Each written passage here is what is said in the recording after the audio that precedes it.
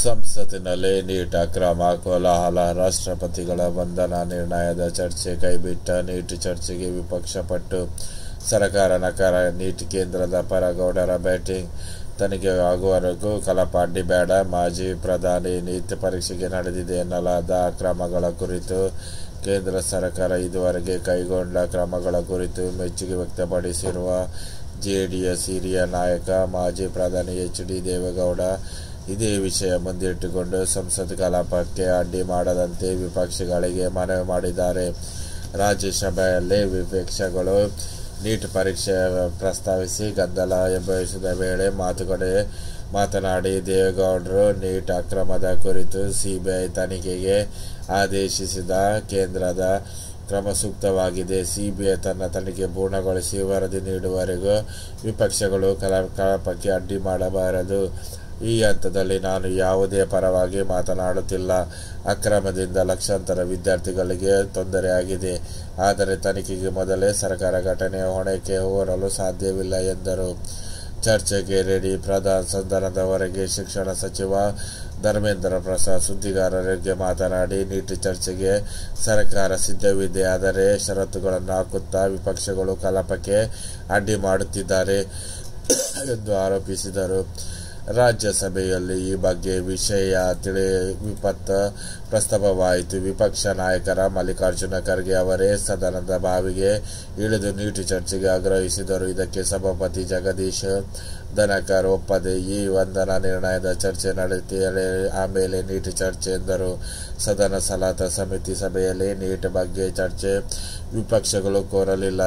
ಈಗ ಧರಣಿಗೆ ಮುಂದಾಗಿರುವುದು ಖೇದಕರ. ಕಲಾಪಕ್ಕೆ ಅಡ್ಡಿ ಮಾಡುವುದಷ್ಟೇ ವಿಪಕ್ಷಗಳ ಉದ್ದೇಶ ಎಂದು ಸಭಾನಾಯಕ ಜೆ.ಪಿ. ನಡ್ಡಾ ಹೇಳಿದರು. ಆಗ ಕೋಲಾಹಲ ಉಂಟಾಗಿ ಇಂಡಿಯಾ ಕೂಟದ ಸದಸ್ಯರು ಹಾಗೂ ಬಿಜೆಡಿ ಸದಸ್ಯರು ಸಭಾತ್ಯಾಗ ಮಾಡಿದರು.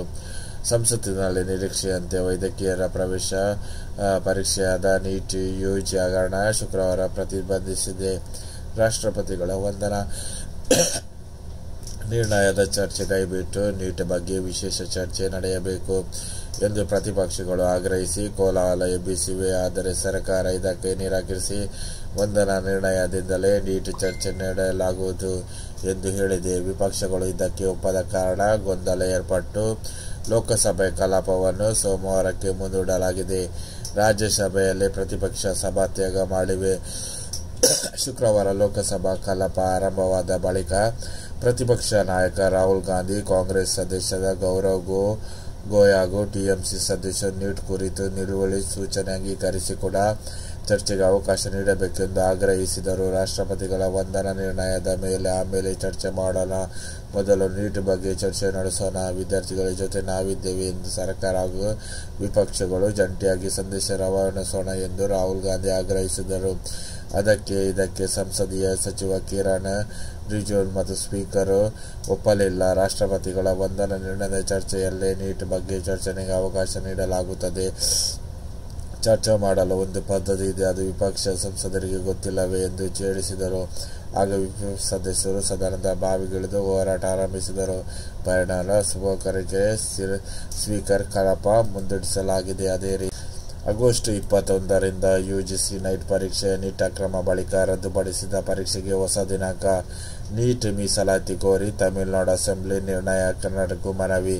ವೈದ್ಯಕೀಯ ಕೋರ್ಸ್ ಪ್ರವೇಶಕ್ಕೆ ನಡೆಸುವ ನೀಟ್ ಪರೀಕ್ಷೆಯಿಂದ ರಾಜ್ಯಕ್ಕೆ ವಿನಾಯಿತಿ ನೀಡುವಂತೆ ಕೇಂದ್ರ ಸರ್ಕಾರವನ್ನು ಕೋರುವ ನಿಲುವಳಿಯೊಂದನ್ನು ತಮಿಳುನಾಡು ವಿಧಾನಸಭೆ ಶುಕ್ರವಾರ ಅಂಗೀಕರಿಸಿದೆ. ಜೊತೆಗೆ ಆ ಹಿಂದಿನಂತೆ 12ನೇ ತರಗತಿಯಲ್ಲಿ ಪಡೆದ ಅಂಕಗಳ ಆಧಾರದ ಮೇಲೆ ವೈದ್ಯಕೀಯ ಕೋರ್ಸ್ಗಳಿಗೆ ವಿದ್ಯಾರ್ಥಿಗಳು ಪ್ರವೇಶಿಸಲು ಅವಕಾಶ ನೀಡಬೇಕೆಂದು ಕೇಂದ್ರವನ್ನು ಒತ್ತಾಯಿಸಿದೆ. ಜೊತೆಗೆ ಕರ್ನಾಟಕ ಸರ್ಕಾರವು ಕೇಂದ್ರವನ್ನು ಒತ್ತಾಯಿಸಬೇಕೆಂದು ಮನವಿ ಮಾಡಿದೆ.